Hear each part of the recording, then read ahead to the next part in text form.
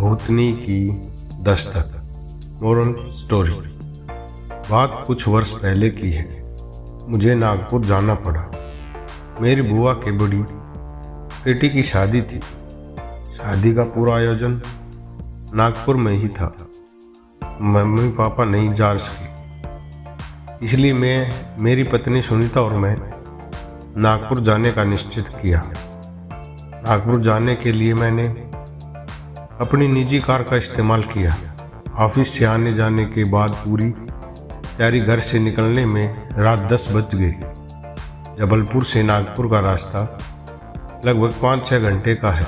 गर्मियों के दिन थे, इसलिए जानबूझकर हमने रात को ही सफ़र करना चुना, जिससे गर्मी से ज़्यादा परेशानी न होना पड़े।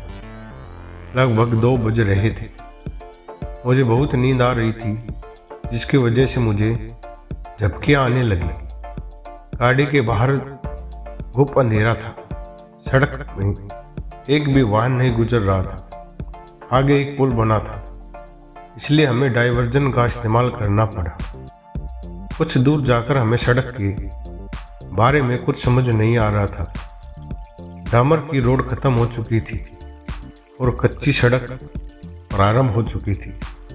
हम भटक चुके थे और अंधेरा होने की वजह से हमें कुछ भी समझ में नहीं आ रहा था।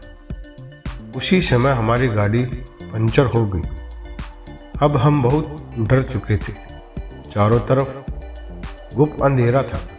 कीट पतंगों की आवाज़ें आ रही थी। पेड़ों के हिलने की सुरसराहट आ रही थी। सूखे पत्ते आपस में टकरा रहे थे, जिससे किसी के चलने का भ्रम सा महसूस हो रहा था। फोन में कोई सिग्नल नहीं था।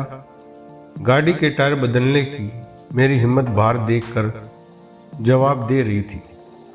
तभी मुझे सामने एक रोशनी दिखाई दी। शायद वहाँ पर कोई होगा। यह सोचकर मैंने मेरी पत्नी को गाड़ी में छोड़कर उसी रोशनी की दिशा में जाने का निश्चय किया। पर सविता ने भी साथ में चलने की जिद की और हम दोनों एक साथ रोशनी की ओर चल दिए। रोशनी एक घर के बाहर टंगे एक लालटेन से आ रही थी। हमें अब थोड़ी राहत महसूस हुई। हमने दरवाजे में दस्तक दी, पर भीतर से कोई आहट नहीं सुनाई दी। बार बार दरवाज़ा खटखटाने में पर भी कोई प्रतिक्रिया अंदर से नहीं आ रही थी। तभी अचानक दरवाज़ा धीरे से खुल गया, पर वहाँ कोई नहीं था। मैं डर गया और सविता ने कहा कि शायद दरवाज़ा बंद ही नहीं था।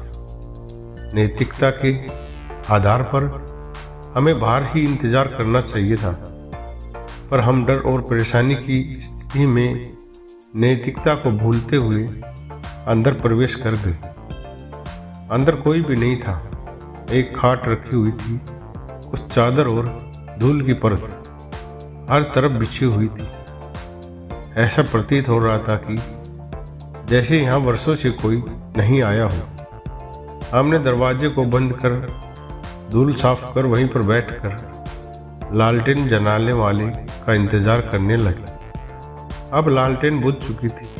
तभी बाहर किसी के चलने की आवाज़ें आ रही थी, पर हमने कुछ नहीं बोला।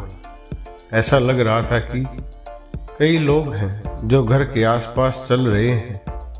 हमें लगा शायद जानवर है, पर कुछ देर बाद हमारा ये भ्रम दूर हो गया। जब सविता ने खिड़की से झांक कर देखा तो उसके छक्के छूट गए। उसके एक सफ़ेद परत दिख रही थी, जो शायद किसी पेड़ में उल्टी लटकी हुई थी। उसने अपने हाथ से अपने मुंह को दबा लिया, जिससे उसकी चीख न निकल पड़े। सैकड़ों में वो पसीने से तबीयत हो गई। मैंने उसकी हालत देख सावधानी के साथ बाहर झांका तो मेरे रोंगटे खड़े हो गए।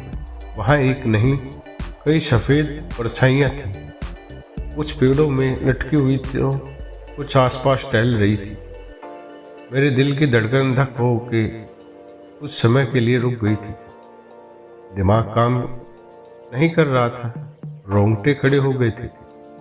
पसीने से नहा चुका था। तभी दरवाजे में दस्तक भी हुई। हमारे प्राण हलक में आ चुके थे। और हमने कोई जवाब नहीं दिया और डर के साए में इंतजार करते हुए हमने पूरी रात काटी और सुबह होते ही गाड़ी का टायर बदला और किसी तरह से नागपुर पहुंचे। हमने यह सब कहानी किसी को नहीं बताई और वापस जबलपुर आते समय हमने इस बार दिन में सफ़र करने का निश्चय किया। वह रात आज भी जब हमें याद आती है तो हमारी रातों का चैन उड़ जाता है और पूरी रात खिड़कियों को डर से झांकते हुए निकलता है। दोस्तों, कहानी आपको अच्छी लगी तो कहानी को अपने दोस्तों के साथ शेयर करें और हमारे YouTube चैनल को सब्सक्राइब जरूर करें।